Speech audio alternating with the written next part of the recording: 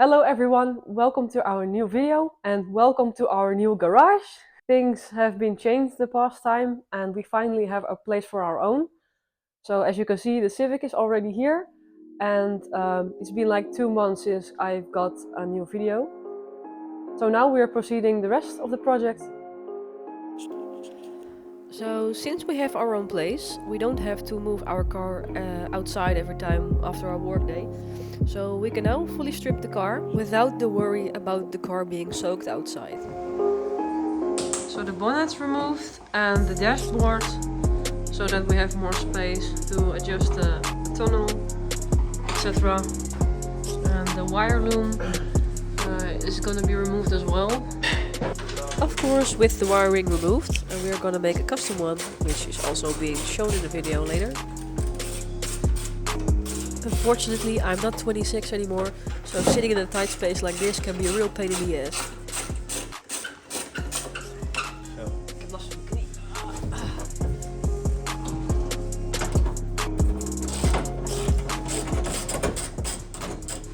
Eventually everything will be mounted back. But we removed it in order to get rid of all the wiring. I've never stripped down a Civic like this.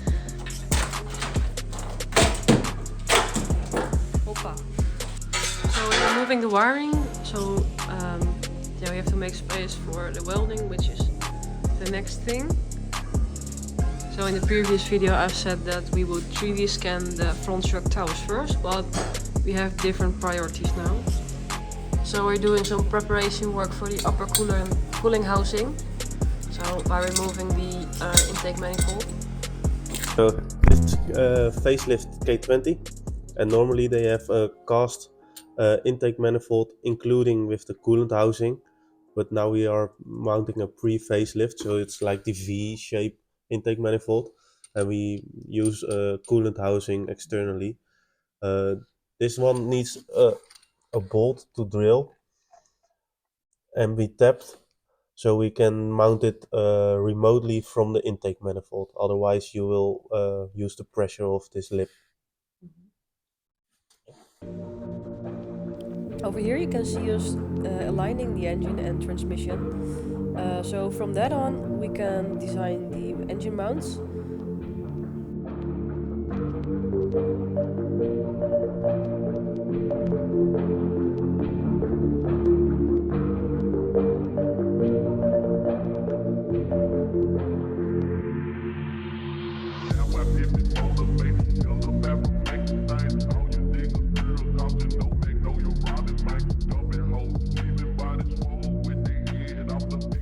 So now that the engine and transmission is now perfectly aligned in the middle, it's now time to remove the doors for a better view.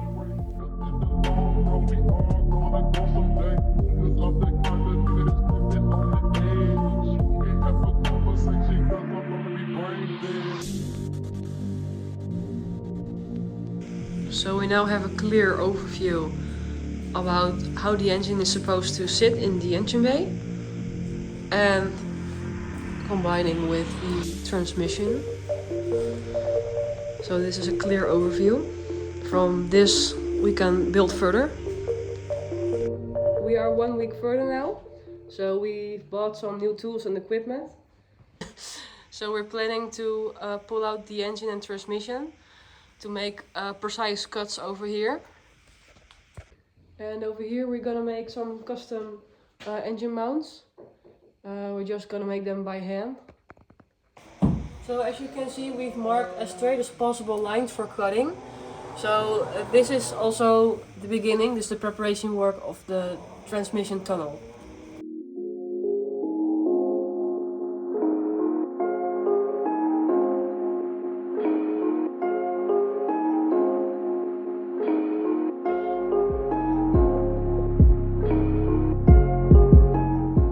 We removed the transmission and now we have more space for the cutting.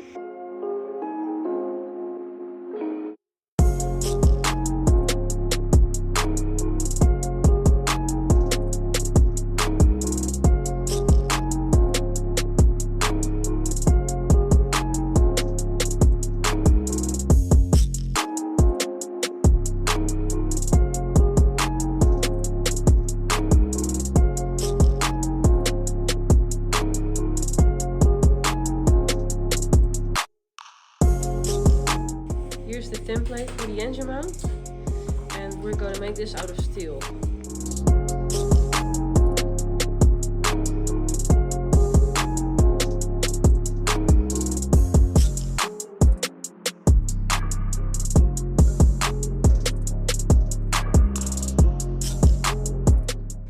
Here's the part that we made, and now we only have to fine-tune it.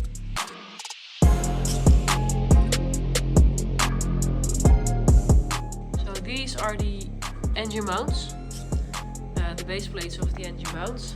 This is one, and here's the other. And from here on, we will build further when the engine's in the engine bay.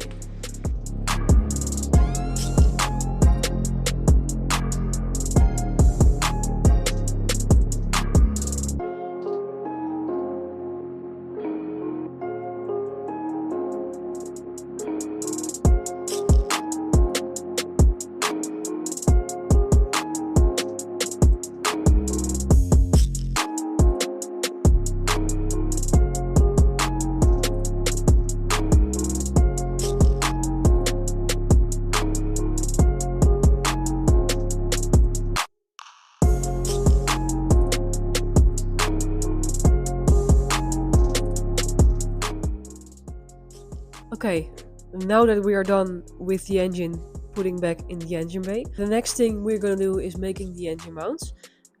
I've already made a beginning of the template, probably going to CNC it with a plasma cutter. That's for the next video.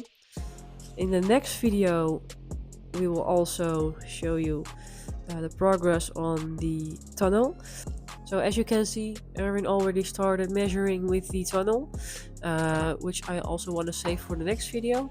So I want to end up this video right now, and I hope to see you in the next video. Please subscribe. See you next time.